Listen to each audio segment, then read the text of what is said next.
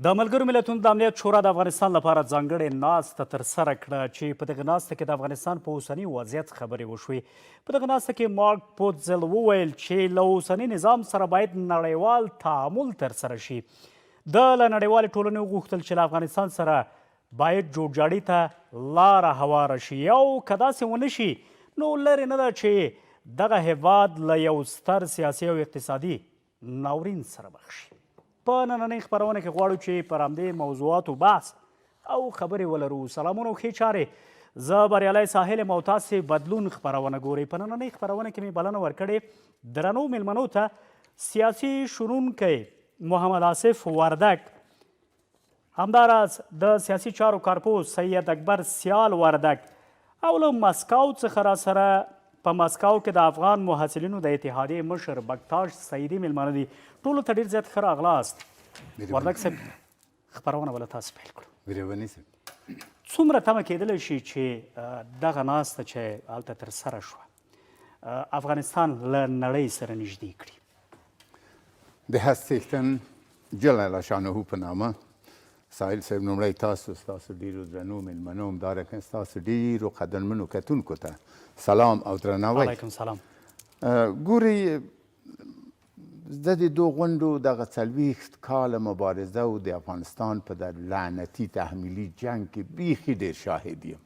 بیخي ډېرې غونډې شوي دي، مګر هم موږ که د نړیوالو سره لږ ځان هم عیار نه کړو، خو دا باید لږ ځان عیار کړو. لنډه ده. او دی هم پرون ویلي چې باید یو جوړجاړی وشي، که ونه شي نتیجه یې څه شی ده، که نه بیا لعنتي تحمیلي جنګ دی. موږ تا په داخل کې هم د جنګ دانې ټولوو چې دا ملي مصلحت ته ښه کار نه دی. هر څوک چې په افغانستان کې نور د جنګ دانې ټولوي ملیګرا افغان نه دی. 40 کاله 3 میلیونه د خاورو ته وسپارل، بیا هم د جنګ دانې ټولوم. دا وحشت دی. دا اسلامي فرهنګ نه دی، د افغاني فرهنګ نه دی، د انسانیت د تعریف سره په ټکر کې دی. نو دو خاطره نړیوال هم باید مجبور دی جوړجاړی وکړي، هغه څه شی چې د منلو وړ وي. ولې افغانان هم یو عقیده لري، دلته ملیګرا افغانان هم شته دي، ورته وطن ګران دی. نو د انسانیت په تعریف کې که موږ بعضې موافقې ته رسو، دا د دواړو غاړو په ګټه باندې تمامیږي. ولې موږ هم نشو کړی چې ټولې نړۍ ته اعلان د جنګ وکړو. دا خو نو درست کار نه دی، او کړی هم نشو، درست هم نه دی. هغه دې چې هلته یې څه ویلي زه نه پوهېږم. بیا به سوال وکړئ چې زه هغه نقطې ته راشم، ما نه خبرې اوږدې نه شي چې وخت ضایع نه کړم. ډېره زیاته مننه. خیر، بېرته درته راګرځم، بحث به ولرو. وردک صاحب، تاسو ته راځم. په دغه ناسته کې نصیر احمد فایق هم ځینې منفي څرګندونې کړې وې. ستاسو په نظر د نصیر احمد دغه څرګندونې چې هلته یې کړې وې، لکه یو ټیروریسټي ډلو ته یې مثلا اشاره کړې وه، ګواښ یې ښودلی او اندېښنه یې ښودلی وه چې اوس هم که چیرې دغسې په افغانستان کې ټیروریسټي ډلې فعالیتونه ولري نو امکان لري چې دغه بحران نور هم وغځېږي.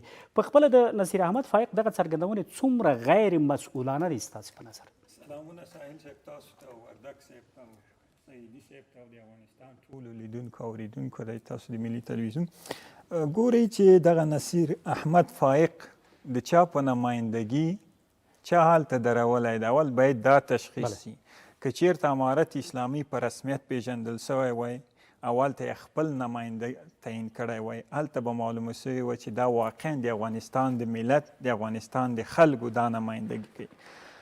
هلته فوزیه کوفي چې یو بله ګروه ده چې د افغانستان امارت اسلامي مخالفین دي، هلته د موږ تاسو ګاونډی ده چې هم د دغسې ورته څرګندونې کړي دي، او د افغانستان سیمه، د افغانستان جغرافیه ښودلې چې دلته تروریزم ده، دلته داعش ده، دلته القاعده ده. یعنې نړیوالو ته د افغانستان تصویر هم فایق، هم پاکستان، هم دغه پخواني پارلمان چارواکي چې هلته په خارج کې خپل ژوند ته ادامه ورکړې ده، په سهولتونو کې ژوند کوي، ادعاوې کوي چې د افغانستان جغرافیه بیا نړیوالو ته هم د سیمې هیوادونو ته یو ګواښ ده. دا ګوري نه افغانیت دا خبره مني، نه اسلام مني، او نه دا اوسنی دولت چې امارت اسلامي ده، نه د افغانستان ملت دا خبرې مني چې د افغانستان جغرافیه به بیا سیمې ته او نړیوالو ته یو ګواښ پیښ شي. دغه خبرې چې دغه څرګندونې چې نصیر احمد فایق کړي دي، دغه په کوم اساس کړي دي، په کوم شواهدو یې کړي دي؟ دی آیا دا اسناد لري چې د افغانستان جغرافیه کې تروریزم یا هغه ډلې چې سیمې ته او نړیوالو ته ګواښ پیښیږي، آیا دا داسې ثبوت شته ده؟ وردک صاحب، فرض مثال که داسې چیرته وي هم پخپله د نصیر احمد فایق موجودیت هلته چې هېڅ معنا نه لري، په جمهوریت کې هم د خلکو هلته نه منه، اوس هم د هغه شتون هلته هېڅ معنا نه لري، بیا په عین حال کې دغسې منفي تبلیغات یا څرګندونې. ګورې موږ وایو چې هغه څوک چې د افغانستان ملي منافع د افغانستان د خلکو په منافعو باندې وچرخیږي او سازمان ملل کې د افغانستان د خلکو نمایندګي وکولی شي او د افغانستان ملت لپاره هلته څرګندونې مثبتې څرګندونې وکړي چې راتلونکي کې د افغانستان د پرمختګ او د پیشرفت او د افغانستان د دولت اړیکې له نړیوالو سره هم له سیمه ییزو هیوادونو سره ورغول شي. دا موږ ته یو مسؤلانه کس ده چې هلته نمایندګي وکړي، ولې چې دا نه امارت اسلامي تعیین کړی، نه د افغانستان ملت تعیین کړی ده، نو دا داسې یو ګروه هلته راوستی چې هغوی اصلا دغه برنامې نړیوال ورکوي، هغه نمایندګان چې د نړیوالو لپاره کار کوي د هغه په مشوره دا خبرې دته لیکل کیږي، دته ورکول کیږي، دغه برنامې دا طرح ورکول کیږي چې ته د افغانستان لپاره داسې څرګندونې وکړه چې دا یو نوع فشار د افغانستان په امارت باندې واچوه چې افغانستان امارت یعنې که په واضح ډول داسې ووایو چې د دې تر شا هم د امریکا لاس کېدلی شي. بلکل امریکا لاس، چا چې هلته تعیین کړی ده نو چا تعیین کړی؟ افغانستان دولت خو نه ده تعیین کړی، د افغانستان ملت خو نه ده تعیین کړی، نو حتما یو دریم کس ته ده چې دی راوستی په سازمان ملل کې درولی او د افغانستان په نفع خبرې نه کوي، بلکې افغانستان ته ګواښ ده، د افغانستان اړیکو ته ګواښ ده، د افغانستان دولت ته یو ګواښ پیښوي. نو چې ته د یو ملت د یو دولت نمایندګي نسی کولی او د هغوی هغه ستونزې نسی بیانولی، د هغوی په مشکلاتو باندې څرګندونې نسی کولی، نو ته چا دلته راوستی درولی؟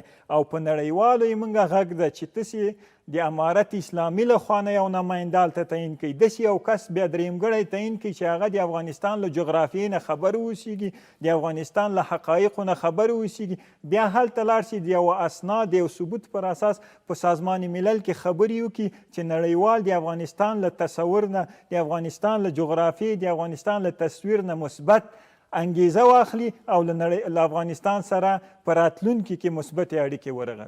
ډیره زیاته مننه. سیدی صاحب، برمیگردم به شما.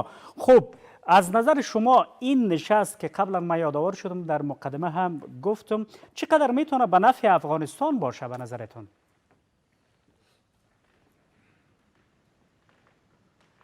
سیدی صاحب صدای من ندارم. درود و سلام نثار شما، مهمانای عزیزی که در استودیو هستند، ملت غیور شرافتمند و با عزت افغانستان.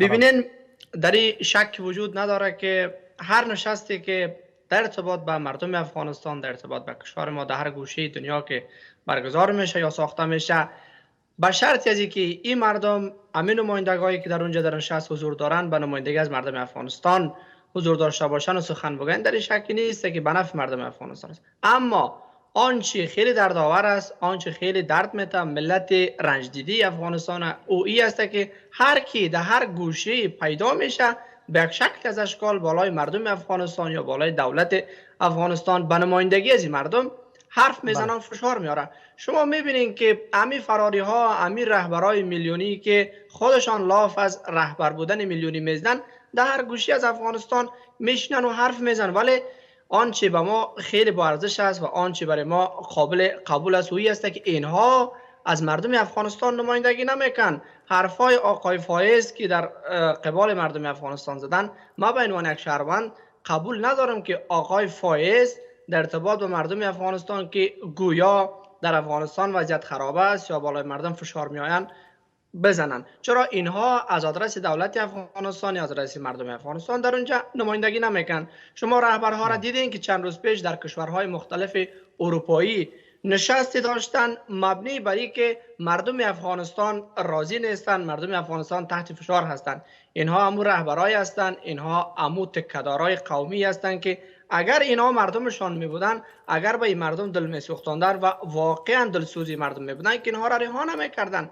اینها با امو ساز و برگ خود، با امو توانایی که خود لاف از توانایی می زدن، همه مردم را رها کردن. حالا بگذارن مردم افغانستان با فکر آرام، با روح آرام در کشوری که حضور دارن زندگی بکنن. مردم افغانستان امنیت میخواه، مردم افغانستان نان میخواه، مردم افغانستان اقتصاد میخواه که انشالله تعالی ما فکر میکنم که جهان آل توجهش را به مردم افغانستان گرفته که اگر ناامنی در افغانستان باشه، ناامنی در منطقه است. وقتی که ناامنی در منطقه و افغانستان بود، بدون شک دامنگیر جهان میشه. شما دیدن حرفی که شما خودتان بیشتر زدین، دموکرات ها و جمهوری خواه ها معتقد به این شدن که باید به مردم افغانستان توجهی صورت بگیره. ولی اشخاصی که مثل آقای فایز برای تخریب مردم افغانستان، برای تخریب کشور ما کار میکن، اینها بگذارن که حرف خود را بزنن. حرف از اینا جای را نمیگیره، حرف از اینا را کس نمیشنوه.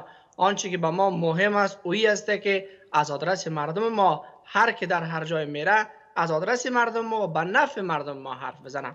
و جلساتی که در ارتباط به مردم افغانستان و کنفرانس هایی که در ارتباط به مردم افغانستان گرفته میشه، اونها بخشش مربوط به مردم افغانستان نیست، بخشش نمایندگی از مردم افغانستان نمیکنه. ما به عنوان شهروند افغانستان، کسانی که گرگصفتانی که در بیرون از افغانستان باز تلاش میکنن با استفاده از جلسات خود، با استفاده از نشست‌های خود بالای گرده های مردم افغانستان سوار شوند، ایستاده باشند، مثل ازی که 21 سال اینها در رکای قدرت بودن و میلیاردها دلار در اختیار از اینها بود و اینها میلیون‌ها دلار را در جیب خود زدن، کوچکترین کاری هم به مردم افغانستان نکردن. اینها نمایندگی از ما نمیکنن، نه اینها میکنن و نه امثال آقای فایز که در تخریب مردم و در تخریب دولت همیشه کمر خود بستن. متاسفانه. بسیار زیاد تشکر وردګ صاحب.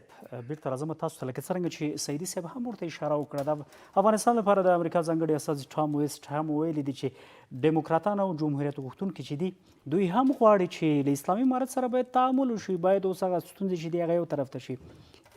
دا هم یو مثبت اړخ کېدلی شي. په خپله د ډیموکراتانو او جمهوریت غوښتونکو دغه همغږي څومره مثبته ارزوئ تاسو؟ ډېره مننه. که ما نه په سر کې هم دغه پوښتنه شوې وای، ما به هم داسې ځواب ورکړی وای که د دوو ملګرو. زه یې دواړو نه مننه کوم، د دواړو سره موافق نظر لرم. آفرین. ولې افغاني وینه یې په رګو کې هغه کېږي. مطبوعاتو کې تکراري خبرې ښې نه دي، ولې تکراري خبرې وخت ضایع کوي. د دې خبرو سره نه چې موافق نظر لرم، په قوت یې تاییدوم. یوه جمله وایم، فایق د افغانستان د ملت استازی نه دی، بل هلته نورو نصب کړی دی. یوه ورقه ورکړي، هغه صرف ویان دی، هغه ورقه لولي، نور څه شی نه دی. که دی ځان ته ملیګرا افغان وایي، ملیګرا افغان وایي، وایي چې زه افغانستان جغرافیه معلومه ده، آدرس معلوم دی، راتې شي دلته ګز و میدان که ناخوالې وي چې یو ځای مبارزه وکړو چې 42 کلنې لعنتي تراژیدۍ نه خلاص شو. دغه موږ افغانان باید وکړو، هغه شی چې د منلو وړ دي هغه ومنو، چې نه دي مشترک په یوه سنګر کې ودرېږو او د خپل حق نه او د خپل عزت نه دفاع وکړو. دا چې د امریکا د غذایونه راکټونه واروي، هغه ډېره لار ده، په لار کې بحر هم دی، هغه افغانستان ته نه رسېږي. بله موضوع بیا یوه جمله چې زه همیشه وایم، تکراروم، دا ټول امریکایي سریال دی. هغه افغانان یو متل لري، د ما سیال وردګ هم دلته ناست دی، موږ تاسو یو متل دی، وي کاروان تیریږي. نو کاروان چې تیریږي غږونه بهر وي، ډېر به نه پسې ګرځي، خپل کار به کوي. بل چې زه ډېر رنځ وړم، کافي اسناد لرم، 40 کاله تکرار خبرې بیخي نه دي. ولونه ما مجلې ګربت، لپه، ګودر مجله، هنداره، کتابونه چې چاپ شوي. زه د نن زمانې سړی نه یم. ما هغه شیان چې په سترګو لیدلي آینده نسل ته هم اسناد هم ورکړي. یو تروریستي ملک، یو تروریستي ملک د انګلیس ناجایز اولاد چې 2 ورځې نه زیږېدلی، د ما نه کشر دی، تاریخ نه لري ولې د ما نه کشر دی. د ما په حیثیت د ما په وینو باندې تجارت کوي. اوس یې بیا شروع کړي. د پرونه پورې امریکا ورته ویل چې د دوګانه سیاست لري چې دغه لري دغه لري، نن بیا ډالر ورکوي، تیاري ورکوي. د زرګونه راکټونه چې ورکړل مسلمان د کار کوي. په دې مورد کې که ته سوال وکړې یا دوستان ووایي زه کافي معلومات د اسنادو څخه غږېږم. یو ژورنالیست باید سند وغږېږي، نور هغه پر ترتیب. نو زه د دو همسایگانو ته ویم چې که نور نه وي هغه اسلامي اخلاق که نه مراعات کوي، د یوه انسان په صفت یوه فیصدي هغه انساني اخلاق مراعات کا، د موږ په زخمونو د ډېرې مالګې نه ډېر وي. د اتم چښتن مې کړې، د ډوډۍ چښتن مې کړې، د یو شی شولې، د اوس د بیا هم د ما په وینو تجارت شروع کا. څه وینې زه وینم، وطنداران ټول یې ویني پر ترتیب. پوښتنه د هغه وایي دا چې تا مست ویلي چې ډیموکراتان او جمهوریت غوښتونکي چې دي هغوی هم همغږي شوي دي او دا وایي چې باید له اسلامي امارت سره تعامل ته ورسېږي. باید دغه څومره مثبت نه کوونکی څه کوي هلته خلک ګوره بله فضا ده چې زه ډېر بد بلد یم. وردګ صاحب پخوا داسې و چې ډیموکراتانو مخالفت ښوده پوهېږم او جمهوریت غوښتونکو پلوي کوله، اوس دواړه یو ځای شوي. هلته چې کله د انتخاباتو موضوع وي کمپین دا شیان کېږي، خلک ډېر هوښیار خلک دي. په کمپین کې بعضې اختلافات کا مګر مینی منافعو ته بیا یو سنګر نیسي. دی اوس دو ته د منطق په بعد 40 کالو ته راژېدی نه د سره لعنتي استعمار نه نیولې تر نن پورې بله چاره نه لري. امریکا د په مغو ټول قوت باندې څه وکړل دلته؟ وایي چې 20 کاله یې څه وکړل؟ افغانستان د اوبو نه ډک یو ملک، یو هغه د برق یو بند لري چې ته برق ځنې واخلې، په د 20 کالو کې 10 نه 15 خو جوړولی شوی. مځکه لري، زراعتي مځکه لري، مګر ته غنم په ګدایي څه وکړل؟ تا ته یو بند جوړ کړه، یوه فابریکه یې جوړه کړه، نیمګړی اقتصاد چې لااقل وچه ډوډۍ یم درلودله هغه م اوس په دوربین کې نه وینې. زه 15 کلنه ماشومه خرڅوم، 15,000 کاله تاریخ لرم چې غیرت لرم، څه کم تاریخ وخورم، کوم غیرت؟ 15 کلنه ماشوم. دغه د تور استعمار پس منظر دی چې ما یو لیسانسه تعلیم یافته ده اوس کار نه لري. بله ورځ دې ولیدل ایران ځان ته جمهوری اسلامي وایي. زه بخښنه غواړم، ملي تلویزیون تاسو د ما د خبرو مسؤلیت نه لرئ. زه د خپلو خبرو مسؤلیت په خپل اخلم او آدرس نه هم معلوم دی. یو مسلمان راځي تا په هغه کې دومره چاړې راواخته، د یو افغان غوږ یې پرې کا. دا کار مسلمان کوي، یهود یې ولاکې وکړي. ورور پرېږدئ په لیاز د خدای، مګرم ګناه په آخر کې یوه جمله خپله ده.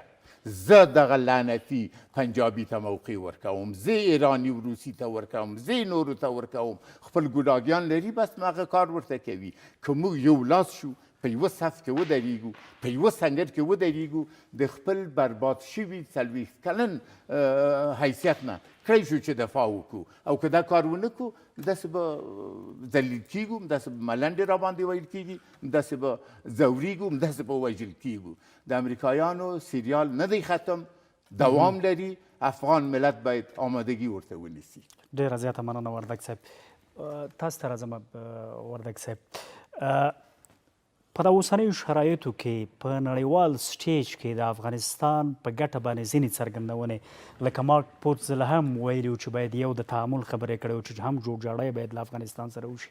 بل د دې ترڅنګ دا هم ویل شوي دی چې د نامنۍ ګراف خورا راټیټ شوی، د جرمونو ګراف راټیټ شوی، د فساد مخه نیول شوې ده. په خپله دغه ډول څرګندونې څومره مرسته کولی شي چې افغانستان له اوسني دغه سیاسي او اقتصادي بحرانه وباسي او بالاخره ورو ورو رسمیت پیژندلو ته نږدې شي؟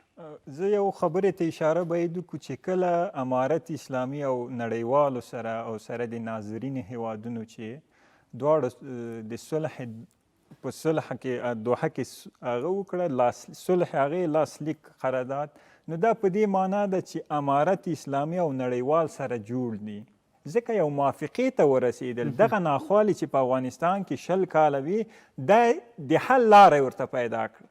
دا چې هغه پروسه چې څرنګه تسلیم سوله، هغه کې چې کوم ګډوډي افغانانو راوستله، څوک چې حاکم وو په افغانستان کې، یعنی هغه حاکم دولت د دوی ترمنځ هغه ته ونه رسېدل، هغه خپل اهدافو ته ونه رسېدل. یو مسله. اوس چې کومې څرګندونې نماینده د سازمان ملل په افغانستان کې کړي چې فساد موجود نه ده، یعنی هغه کچه ډیره کته راغلې ده او هغه د جنګ چې په سنګرونو کې هغه جنګو هغه داغ و د امارت اسلامي یا د امریکایانو ترمنځ هغه سنګرونه داغ و، جګړه روانه وه، هغه بالکل افغانستان کې نشته. دغه پیښې چې په افغانستان کې کیږي دا یعنی په هغه باثباته دولتو کې کیږي، ایران کې هم کیږي، په قزاقستان کې هم کیږي، په پاکستان کې هم کیږي. یعنی دغه اوس چې دوی دې هغه ته ورسېدل چې افغانستان په واقعا داسې یو اقتدار، داسې یو دولت، مرکزي دولت لاس ته ولوېدلی دی چې دا راتلونکي کې کولی سي هم انکشافي وده وکړي، هم پرمختګ وکړي، هم اقتصادي له لوري پیشرفت وکړي. او د امنیتي له لحاظ نه خو بالکل افغانستان دا موږ او تاسو خو دلته ژوند کوو، همدلته خپلو وظیفو ته رواناستو سهار ماښام. یعنی دغه وضعیت د کابل یا د افغانستان د ولایتونو بالکل یو ارامه فضا، یو د امنیت فضا موجوده ده. یعنی دا څرګندونې بالکل صحیح دي، خو بعضې نیمګړتیاوې کیدی سي زموږ په افکارو کې، زموږ په ذهنونو کې د ملت او د دولت ترمنځ چې کوم واټنونه موجود دي چې هغه دغه د حقوقو مسله ده، د ښځو د حقوقو او د مکتب مسله ده، چې اوس بیا دغه څرګندونې چې دوه چارواکو چې مهم چارواکي دي او مهم کلیدي غړي د امارت اسلامي دي چې یو ورته فرض وایي او بل ورته مباح وایي، یعنی دغه څرګندونې د خلکو په ذهنونو کې منفي اغیز کوي. موږ باید ټول په یوه خوله د امارت اسلامي چارواکي، د امارت اسلامي مشران باید له سټیجونه په یو هغه باندې غږ وکړي، په یو آواز باندې د دوی دریځ، د دوی هغه برنامې باید یو اوسېږي، د دوی اختلاف نظر باید چې زه غواړم ورته اشاره وکړم. ګوره په 100 کلونو کې دلته هر ډول فساد شتون درلوده، موږ او تاسو ټول د دې شاهدان هم وو. په هغه وخت کې چا هغو نیمګړتیاوو ته یا هغه تشه چې شتون یې درلود چا ورته اشاره نه کوله. اوس که موږ وګورو یو کلن مزل تقریبا اوسنۍ شرایطو کې او په داسې یو حالت کې چې افغانستان دلته پاتې شو، ډېر ستونزمن به نه وي ستاسو په نظر چې د دغه حالت نه په یو کال کې افغانستان ووځي؟ بالکل ګورې یو مملکت کې چې 40 یا 42 یا 43 کاله جګړه وسیږي، هلته د سیمې استخبارات او د نړۍ استخبارات راځي دلته لاسوهنه کوي او تا دغه غټ ملت چې دغه بزرګه کتله په افغانستان کې ده دا په مختلفو قومونو ویشي، په ژبو یې ویشي، په سمتونو یې ویشي او د ده یو ځای کول او دغه منفي فکر چې 40 کاله په ده باندې کار سوی په یو کال کې دا بیرته رغوي، دغه زخمونه چې جوړ سوي دي په 40 کاله او دا په یو کال کې بیرته رغوي او دا قومونه سره یو ځای کوي او دا ټول په یو فکر، په یو مفکوره او یو مسیر ته هغه اړتیا ورته پیدا کوي چې یو مسیر باندې ټول لاړ شي، یو غږ وکړي. دا یاره ممکنه ده، خو ممکنه ده خو وخت ته ضرورت ده. زه نه وایم چې په یو کال کې به یو څه ونسي، کېږي یو کال کې. او اوس هم امارت اسلامي دا یو کال کې ډېر کارونه کړي، ډېر راسته راوړنې لري. د قومونو ترمنځ چې کمې ستونزې وي، کم مشکلات چې وو، دا اوس امارت اسلامي د پې لګیا ده چې دغه ستونزې، دغه واټنونه چې د قومونو ترمنځ وو، که هغه ژبني وو، که هغه سمتي وو، که هغه د ګوندونو ترمنځ وو، دوی غواړي چې دغه ستونزې را حل کړي او ستونزو ته د لاره د حل پیدا کړي او په راتلونکي کې یو واحد ملت جوړ سو. که چیرته موږ یو واحد ملت نسو دا ستونزې نشي حل کېدلی. ډیره زیاته مننه. سعیدی صاحب برمیگردم به شما. چرا همیشه به نکات منفی اشاره میشه در حالی که مثلا یک سال بیشتر هم اشاره کردم، وردک صاحب هم راجع به همین سوال ما پاسخ داد. خب دستاوردهای زیاد ما داریم که خود غربی ها هم ایره میدانن و همیشه در یک استیج بین المللی برش اشاره صورت میگیره. مثلا گراف جرایم که از پایین آمده، گراف فساد همچنان، همین رقم ناامنی از بین رفته. خب باز هم با وجود این همه پوینت های مثبت چرا اشاره به پوینت های منفی میشه؟ خب در شکی نیست که هر دولت مخالفین و موافقین خود داره و آنچه در کشور ما بیشتر بحث برانگیز است و قابل تشویش است وی است که غلامای حلقه و گوش کشورهای بزرگ در قضایای افغانستان که داخل هستند در افغانستان زیاد است. بله در شک وجود نداره که بیشتر از یک سال میشه امارت اسلامی بریکه قدرت کسده نکات منفی هست ولی نکات مثبت هم هست. کسانی که بیشتر بالای دولت انتقاد میگن اینها کسانی هستند که هرگز فکر نمیکردن که همه جمهوریت با همه ساز و برگ و تواناییش سقوط بکنه یا از بین بره. بیشتر تبلیغات را اینها برا می اندازن و اینها شما خوبتر میدانین که آن کس که میگن نان میده فرمانم میده. اینها حرفای خود اینها نیستن.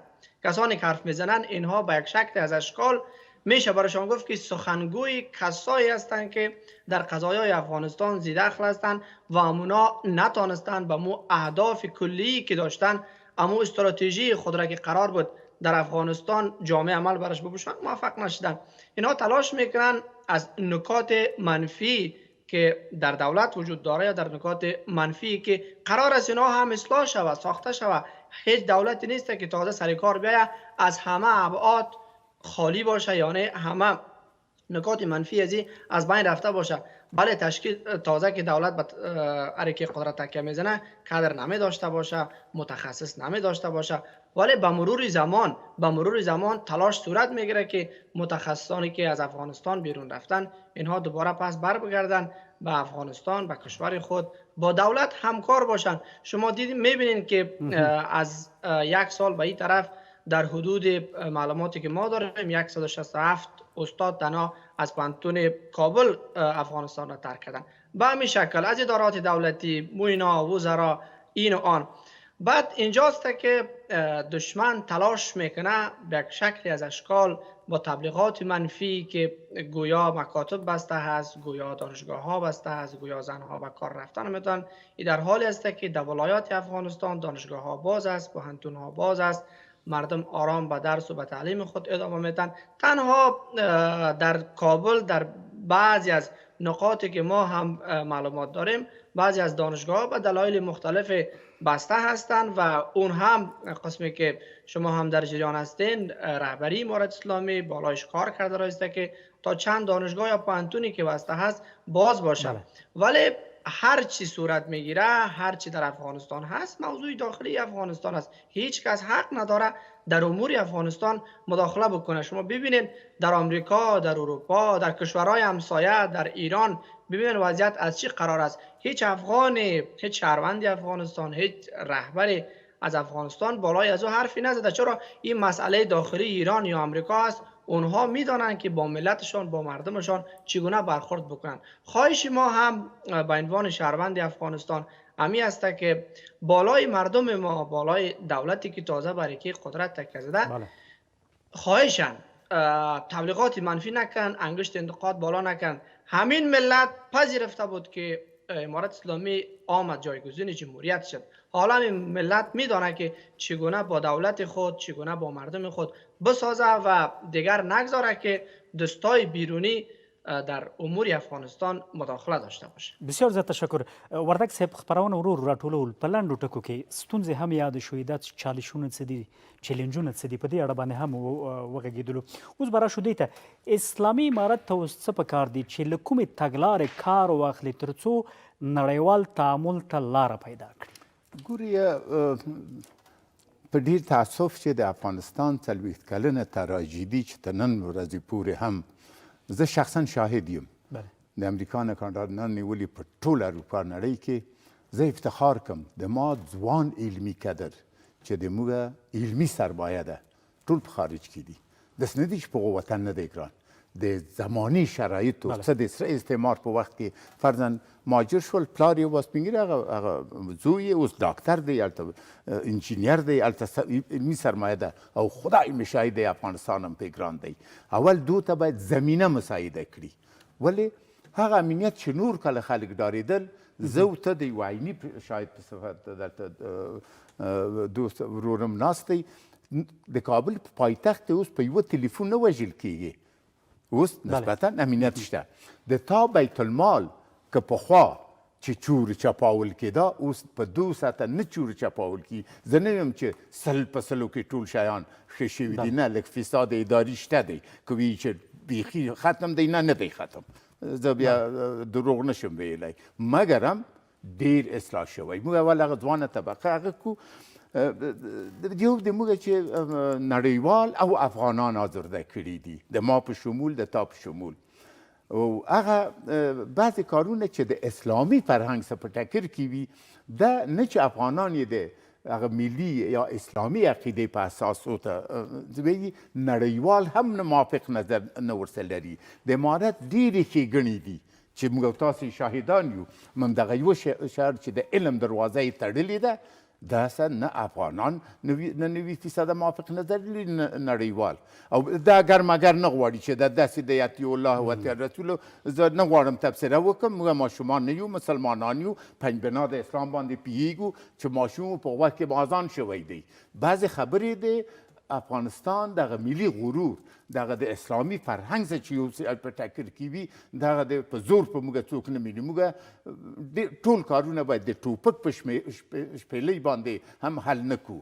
ولې اوس په 21مه پیړۍ کې ژوند کوو، اسلامي فرهنګ موږ ته څه وایي، دغو پیروي وکړو. لطفا لطفا 100 واره مې ویلي، د یوه سپین ږیري چې 2 ورځې مېلمه یم، 4 واره مې د زړه عملیات کړی. موږ هیله لرو، عذر کوو چې دغه بانه چې موږ هغه حیثیت ته پښو لاندې دی، د علم د دروازو تړل، هیڅ اسلامي فرهنګ نه مني او نه افغاني.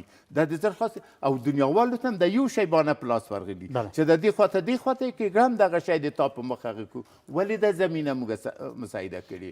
بل خارجیان دې موږ د 40 کاله څه سور استعمار و، څه د لعنتي تور استعمار و، که د انساني تعریفو څخه په ټکر کې نه وي. 3 میلیونه انسانان یې راووژل، شهیدان یې کړل. په میلیونو د اوس مهاجر دي، په څه بد حالت کې هلته په کمپو کې ژوند کوي. دلته خو خلک شوقیان دي که هله زود برایم چې هلته حلوا یخه نه شي. هلته ډېر بې عزته ژوند دی. ډېره زیاته مننه وردګ صاحب. دغه د امارت نه هیله ده چې د بعضې شیان چې افغاني غرور ته پښو لاندې کوي او د اسلامي فرهنګ څخه په ټکر کې وي، مخصوصا امارت دا کار باید ونه کړي او نور دغه دنیاوالو ته د بانه چې په لاس ورکړي چاره وردګ صاحب، ستاسو نظر هم اخلم ډېر لنډ. دغه د بحران نه د وتلو لارې څه دي؟ زه یو شی وایم چې دغه د امریکا یا د غرب کوم نمایندګان چې په سازمانونو کې، په غونډو کې، کنفرانسونو کې دعوې کوي چې موږ له امارت اسلامي سره تعامل غواړو، دغه تعامل په کوم شرایطو، په کومو اساسو، هغه د تعامل هغه شرایط باید بربند سي ملت ته، هغه وضاحت پکې ورسي چې دغه ملت پوه سي چې دغه مادې کې نقص ده او دغه کې تاوان ده. کله چې ته په یو موضوع، یو ستونزې باندې پوه نه یې، ته څنګه کولی شې هغې ته یو لاره د حل پیدا کړي؟ که چیرته یې تعامل په فکټورونو باندې پوه سو، په مادو یې پوه سو، موږ کولی سو چې هغه ته یو لاره د حل پیدا سي. او بل د افغانستان دغه خلک چې د امارت اسلامي سره مخالفین دي، باید دوی ته زمینه د صلح یا زمینه د گفتمان ورته برابره سي چې ورسره وغږیږي چې دوی له امارت اسلامي نه څه غواړي. دلته یو لاره د حل باید افغانانو ترمنځ چې کومې ناخوالې، کوم واټنونه موجود دي، که هغه په داخل کې دي او که په بهر کې دي، دوی ترمنځ یو مصالحې ته ونه رسیږو، موږ له دنیا سره تعامل نسو کولی. او بل د افغانستان ملي منافع، که ته هر چا سره که په سیمه ییزه توګه او په نړیواله توګه ته غواړې تعامل وکړې، هر مملکت، هر هیواد دا غواړي چې خپل منافع، هغه ملي منافع چې د یو مملکت دي، د یو ملت دي، هغه باید تعریف سي. په هغه اساس باندې کولی سو موږ له دنیا سره هم له سیمې هیوادونو سره یو تعامل وکړو. ډېره زیاته مننه. سعیدی صاحب، پرسش آخر، چی باید شود؟ خود امارت اسلامی باید چی گام ها را برداره تا بالاخره به یک تعامل بین المللی راه پیدا کنه و برسد؟ سعیدی صاحب، بازم صدایت متاسفانه ندارم. خیلی خوب. گرچند ما متاسفانه در وطن نیستیم، مهاجر هستیم، دور از وطن هستیم، ولی دلیل دور از وطن بودن ما خدای ناخواسته این نیست که ما از وطندار، از وطن خود متنفر باشیم. برای درس و تعلیم اینجا آمدیم و انشالله برمیگردیم به افغانستان. ما فکر میکنم که وضعیت در افغانستان نسبت به سالهای قبل خوبتر شده. قسمی که وردک صاحب پیشتر اشاره کردن، ما دیگر شاهد چور و چپاول تلفنی هموطنان خود در مسیر نیستیم. شاهد از بین بردن یا کشتن یک جوان به خاطر 500 افغانی، 1000 افغانی نیستیم. بله، مشکلات اقتصادی تا یک حدی در افغانستان باقی مانده، ولی اگر کار صورت بگیره انشالله تعالی مشکل اقتصادی مردم ما حل میشه. چی صورت بگیره که وضعیت بهتر شوه؟ ما فکر میکنم بالای امی کمیسیونی که تشکیل شده، کمیسیون تماس با شخصیت های افغانستان بیرون از کشور و در داخلش کشور، این کمیسیون گسترش پیدا بکنه، کمیسیون را متشکل از اقوام و ملیت های افغانستان بسازن. تکرار میکنم ملیت های افغانستان یعنی شما ببینید که افغانستان متشکل از اقوام هست، از برادرای ازبک، از برادرای تاجک، از برادرای پشتون، از برادرای هزاره. از کادرها در کمیسیون دعوت شود، کمیسیون را گسترش بدن، با همین بزرگایی که بیرون از افغانستان هستند به یک شکلی از اشکال ناراض هستند، با اینها تماس صورت بگیره، از اینها دعوت بکنن به افغانستان بیاین، منسجم زیر چتر کشور عزیزمان افغانستان اینها با ملت خود، با مردم خود کار بکنن تا باشه که ما صاحب یک افغانستان عاری از مشکلات موجود، صاحب یک افغانستان اقتصادی، صاحب یک افغانستان باشیم که دیگر دست ما به کشورهای همسایه به خاطر این و آن دراز نباشه. انشالله تعالی اگر چنین کاری صورت بگیره شاید یک افغانستان نوین، شاید یک افغانستان خیلی مقتدر خواهد بودیم. بسیار زیات تشکر. تاسو ټول نړۍ مننه چې خپرونه ته راغلئ. درنو کتونکو له تاسو هم مننه کوو چې تر دې دمه له موږ سره وئ. تر بیا ښې چارې او ښه وخت.